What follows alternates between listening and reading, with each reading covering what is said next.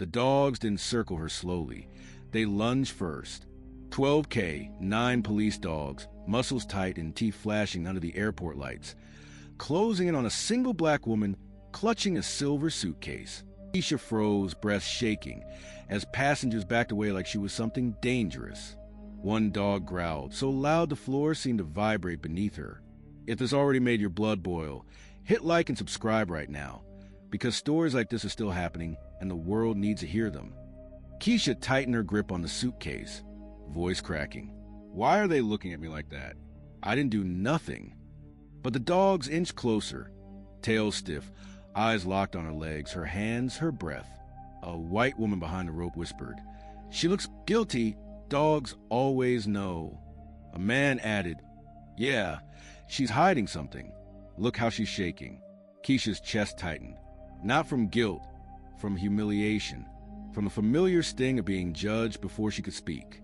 She backed up a step, heels slipping on the polished tile. The suitcase banged her knee, and pain shot up her leg. "Please, somebody call security. These dogs are gonna bite me." Her voice echoed across the terminal, but people only stared, recording her instead of helping. One of the dogs, Ranger, lunged. Keisha screamed, stumbling backward. The suitcase slipped from her hands, skidding across the floor with metallic crack. Keisha fell hard.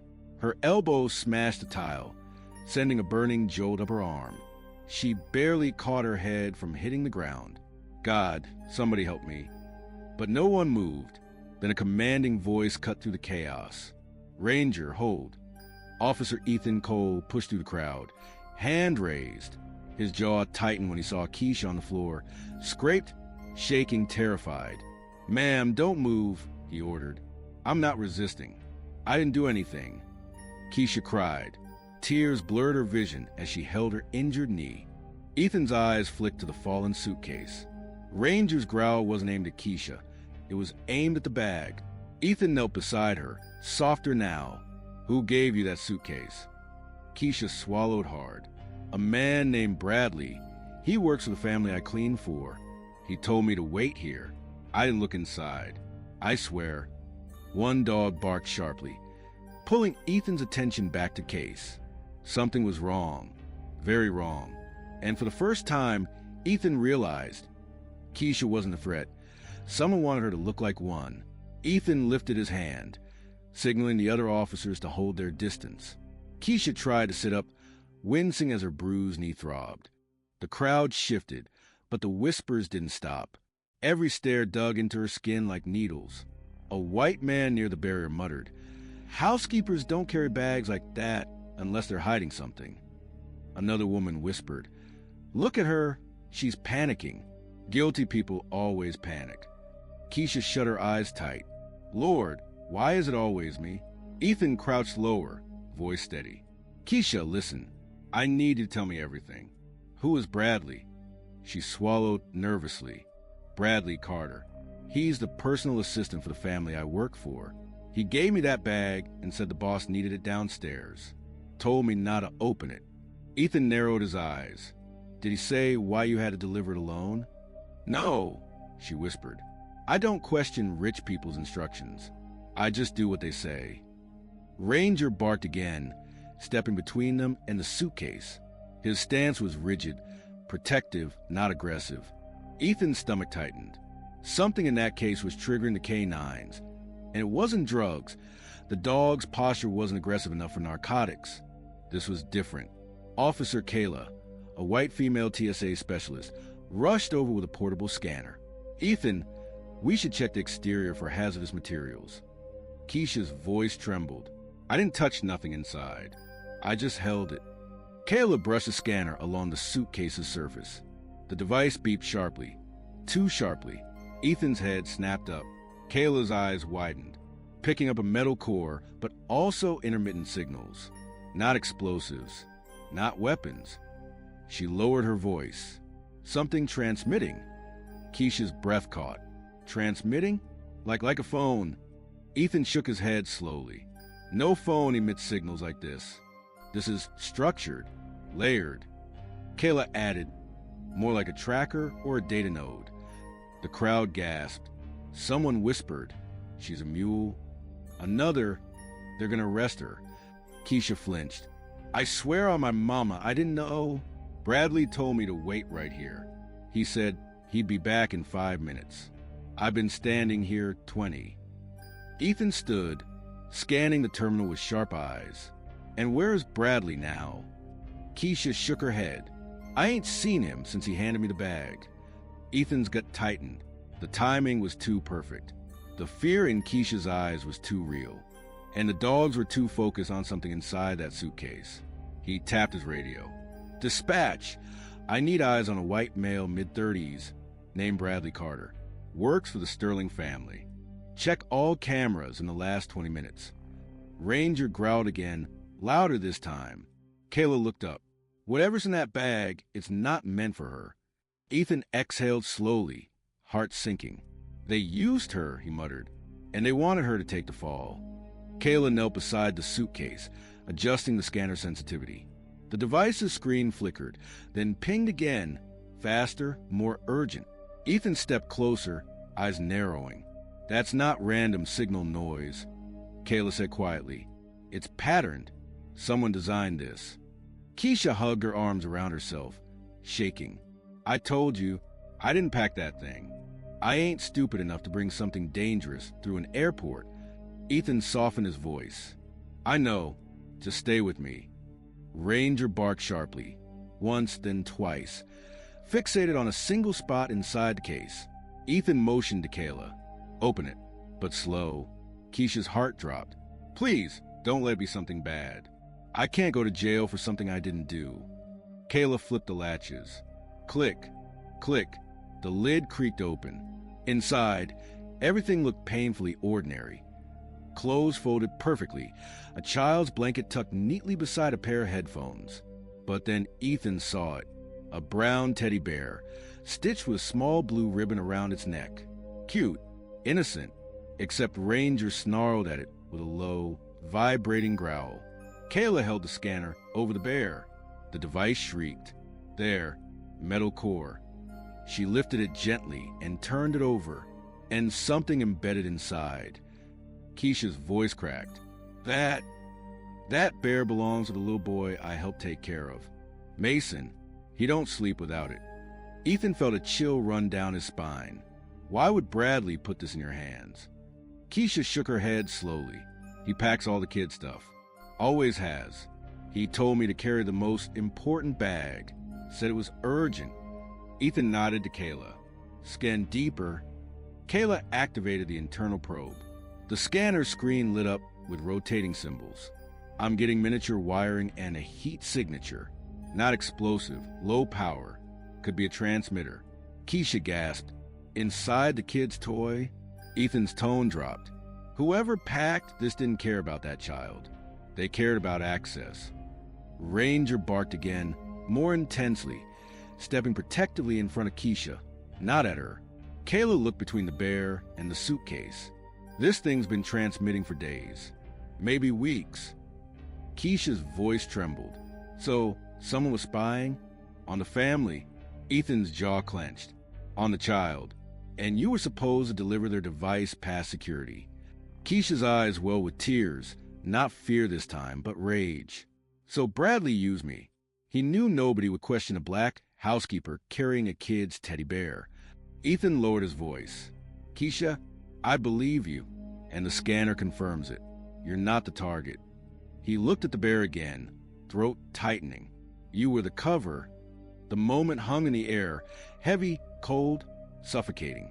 Then Ethan straightened, tapping his radio urgently. Dispatch, escalate this. This is no longer a routine check. We have evidence of a planted surveillance device inside a child's toy. I need full lockdown on terminal routes and immediate search for Bradley Carter. Kayla added, and tighten perimeter. Whoever planted this, they're not gone yet. Ranger growled softly, nose pointed toward the far hallway. Ethan followed his gaze. Bradley didn't run, he said slowly. He's waiting for something. Ethan followed Ranger's line of sight toward the far hallway, an employees-only corridor leading to storage rooms, maintenance doors, and blind corners the public never saw. His pulse kicked up. Kayla, Keep everyone back. No one touches that suitcase. Kayla nodded, snapping orders to the surrounding officers. Keisha stayed seated on the floor, clutching her bruised elbow as if holding herself together. She watched Ethan's face, searching for any sign this nightmare would end soon. But Ethan's expression only grew darker. He tapped his radio. All units be advised. Suspect Bradley Carter may still be inside Terminal B. Last known interaction was 10 minutes before K-9 alert. Begin sweep through staff corridors. Static crackled, followed by a tense response. Copy. Multiple teams moving in. Keisha's breath hitched. He wouldn't do this. Bradley always acted nice. Quiet, strict, but never rude. Why would he drag me into something like this? Ethan knelt briefly beside her. People hide who they are when they know no one's looking, and they assumed you wouldn't look because of your job. Keisha stared at the floor. Because I'm the help. He didn't say yes, but his silence answered for him. A sudden beep from Kayla's handheld scanner made Ethan turn sharply. Kayla looked up, alarmed. The bear just activated a secondary pulse. It's sending out a stronger signal now. Ethan's eyes widened. Someone triggered it remotely. Keisha covered her mouth. Right now? Why? Kayla swallowed. Maybe to wipe data. Or maybe to locate it. Ranger barked once, deep and urgent. The bark echoed through the terminal. Ethan straightened. He's here. At that exact moment, a radio call burst through. Unit 6 to Cole, we've got footage. Bradley left the main lounge, heading toward Staff Access Gate 3. He ducked into a restricted corridor 2 minutes ago. Ethan responded instantly. Seal Gate 3. No one enters or exits without ID. Keisha forced herself up, leaning against the bench. Officer Cole, what if he planted more than a toy? What if he put something else in the family's luggage? Or the plane? Ethan looked at her, not like a suspect anymore, but like the only person who understood the pattern. You said he handles all the packing? Everything, Keisha whispered. He even chooses the kids' outfits. Nobody questions him. Ethan exhaled. That means he had complete access. Kayla approached, lowering her voice. Ethan, I pulled the transmit frequency logs. This isn't amateur stuff. Someone built this for long-term surveillance. Keisha stared at the teddy bear through tears. That baby boy sleeps with it every night. Ranger's growl snapped all of them around. The dog faced the staff corridor again, body low, tail rigid. Ethan drew a breath. He's not running from us. Kayla frowned. Then what's he doing? Ethan's jaw tightened. He's circling back for the suitcase. Keisha's heart dropped. You mean he wants a bear back? Ethan nodded slowly. To protect whatever they were collecting, or to finish whatever they started. Ranger took 3 measured steps forward, then barked loud enough to shake Keisha's spine. Ethan stood. Kayla, guard the case. Keisha, stay behind the officers. If Bradley is still inside this terminal, he's desperate. Keisha whispered. Desperate people are dangerous. Ethan didn't look back. Yes, he said, voice low. And desperate people make mistakes. Then he moved toward the staff hallway, Ranger at his heels, and Keisha felt deep in her bones that the worst part of her day wasn't behind her. It was waiting in the dark ahead. Ethan pushed through the staff corridor door with Ranger at his side, the fluorescent lights flickering overhead like a warning. The hallway was narrow, lined with supply carts and airport maintenance equipment. Too many places to hide. Too many blind turns. Ranger sniffed the air sharply, then pulled forward with purpose. Back in the main terminal, Keisha stood with her arms wrapped around herself, trying to steady her shaking breath. Kayla stayed close, guarding the open suitcase and its scattered contents. The teddy bear, innocent on the outside, poisonous on the inside, looked even more sinister now. Keisha rubbed her forehead, whispering, Lord, what have I been walking into without even knowing? Kayla glanced at her with softened eyes. People like him count on that, on the ones who work the hardest being overlooked the most. Before Keisha could reply, Kayla's radio crackled again. All perimeter units to Officer Cole. We found something. Southwest maintenance closet, under stairwell 2. Kayla answered immediately. What did you find? The voice came back, tense. A storage crate with multiple teddy bears. Exact same make, same stitching, and they're all tagged with microtransmitters. Kayla's face drained of color. Multiple devices? This is a larger operation. Keisha felt her stomach twist. So that kid's bear wasn't the only one? No, Kayla whispered.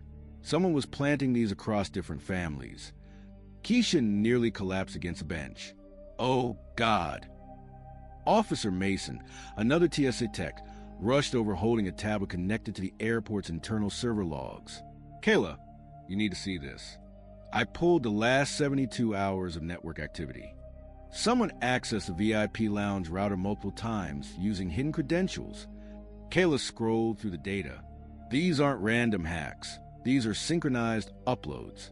Someone was transmitting recorded audio in patterns, daily, hourly, consistently. Mason added, and the source ID matches a chip inside that teddy bear. Keisha covered her mouth. They were listening inside the house? Kayla nodded. Listening, tracking, mapping behavior, especially the child's. Keisha felt her blood turn cold. Mason just plays with that bear. He hugs it, talks to it, drags it everywhere. If someone was listening, they know everything about his routine, Kayla finished. A deep silence fell. Then Mason pointed to another alert on the tablet. Wait, look at this. A second signal activated 10 minutes ago. Not from the suitcase, from somewhere else inside the terminal. Kayla's eyes widened. There's another device here. Keisha stepped back instinctively. What do you mean another? Another bear? No, Mason said. Not a bear. Something different. Something broadcasting at a higher strength.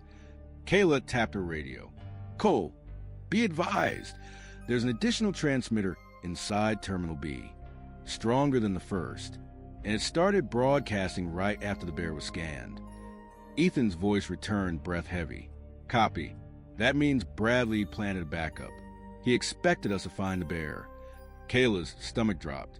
So the real device, the real target, wasn't the teddy bear at all. Back in the hallway, Ranger stopped suddenly, nose pointed toward a maintenance locker. Ethan raised his hand, stepping forward quietly. Ranger growled low, muscles tight. Ethan mouthed he's inside, but when he yanked the locker open, it was empty. Instead, taped to the back wall was a small gray box flashing a faint red light. Ethan's heart slammed in his chest. Kayla, I found the second transmitter. Back in the terminal, Kayla froze. Ethan, if that box triggered remotely. Keisha finished the sentence herself, voice trembling. He ain't coming back for the bear. Kayla looked toward the staff corridor, dread rising. He's coming back for something or someone. Mason stared at the blinking logs. The device isn't tracking the suitcase. Kayla swallowed hard. It's tracking her. Keisha's blood ran cold. You mean Bradley put something on me? Kayla nodded slowly. That residue the scanner picked up earlier? It wasn't just from the suitcase. Ranger barked in the distance. Ethan shouted, Keisha, get down. The shout echoed through the terminal like a gunshot. Keisha, get down. Keisha dropped instantly, heart slamming against her ribs. Kayla lunged forward, shielding her with one arm while reaching for her holster with the other. Passengers screamed and ducked behind chairs as officers rushed toward the staff hallway where Ethan's voice came from. Ethan sprinted out a corridor, Ranger bolting beside him, both locked onto a moving figure emerging from behind a maintenance cart. Bradley, but he didn't look calm or collected like before. His hair was disheveled, shirt untucked, and his eyes held a cold determination that made the air shift. In his hand wasn't a weapon. It was a small black fob with a blinking blue light. Kayla's breath caught. Remote trigger. Ethan, that's the activator. Bradley stepped forward, gaze fixed on Keisha with chilling clarity. You should have stayed quiet, he hissed. Keisha scrambled backward across the floor. Why are you doing this to me? I didn't do nothing to you. Bradley tilted his head, expression empty. That's why you were perfect. Ethan raised his weapon. Bradley, drop the device now. Bradley smirked. You think this is about her? He lifted the fob slightly. This entire terminal is one pulse away from a blackout. Ranger growled, inching closer. Keisha's voice cracked. Why me? Why put that on me? Bradley's eyes sharpened. Because no one searches to help. You carry things without question. You disappear into the background.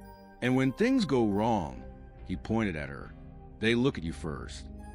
Keisha felt a fresh wave of humiliation burn under her skin. But now, anger rose with it. I ain't invisible, she said through clenched teeth. Not today. Ethan steadied his aim. Bradley, last warning. Bradley pressed his thumb against the fob. Ranger barked and lunged. Bradley jerked backward, the fob slipping from his grasp. Ethan dove forward, tackling him hard. The device clattered across the floor, skidding toward the suitcase.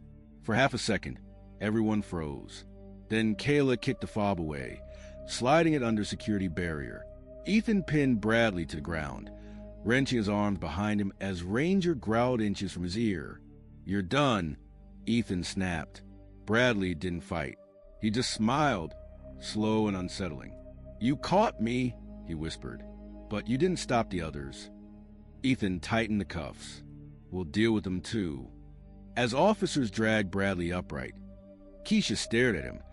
This man she had trusted for years, who walked to the Sterling mansion like a shadow no one questioned. Now she saw him clearly for the first time, a predator who hid behind polite silence. Bradley's gaze slid back to her one last time. You were easy to use. Keisha stepped forward, trembling but standing tall. And you're easy to forget, she said softly. Bradley's smirk faded. Ethan placed a reassuring hand on her shoulder. It's over, Keisha. We've got him. Kayla approached with the tablet, shaking her head. Ethan, the second device stopped transmitting the moment the fob hit the floor. We secured it. Tech teams are sweeping for any others. Keisha wiped her eyes. So, I'm safe now? Ethan nodded. Safe and cleared. You're not the villain in this story. Keisha looked at the suitcase. The bear, the officers, the terrified travelers still crouched behind chairs. She exhaled shakily. I just want to go home, she whispered. Ethan gave her a small, tired smile. We'll get you there. But deep inside, Keisha knew her life wouldn't go back to normal after this. Because now she understood something she had ignored her whole life. Sometimes you aren't a target because of what you did. Sometimes you're a target because you were never meant to speak. Keisha sat in a quiet security office, wrapped in a soft blanket someone had handed her. The chaos of the terminal still echoed faintly beyond the walls. Radio chatter, footsteps, the dull hum of closing gates. But inside this room, everything finally felt still. Ethan stood across from her, arms folded, eyes gentle in a way she hadn't seen all day. Ranger lay at his feet, head resting on his paws, watching Keisha with calm loyalty, a stark contrast to the terror from earlier. You did everything right today, Ethan said quietly. Keisha shook her head. Didn't feel like it. Felt like I was drowning in everybody's judgment. Ethan sat across from her. And you still stood your ground. You trusted your truth, even when they tried to bury you underneath suspicion. He gestured toward the hallway. Bradley's being processed right now.